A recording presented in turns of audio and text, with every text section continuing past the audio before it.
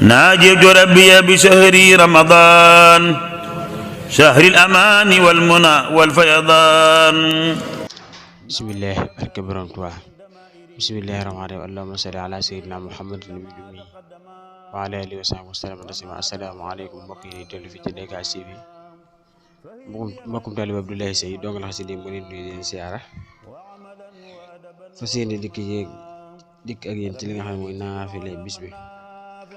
ñu mbokk yi tey la dimanche ñaar fan juróom ci weeru koor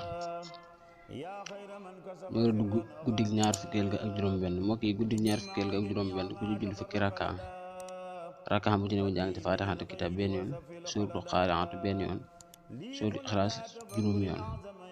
mu ne ko def loolu bu noppee jéggalu yàlla lu mu man des na ko musal ci sawara.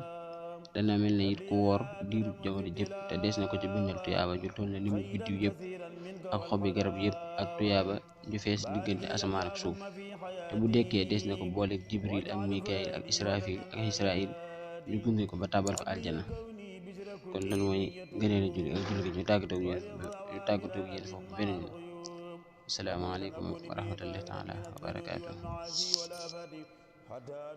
ناجيت ربي بشهر رمضان شهر الأمان والمنى والفيضان.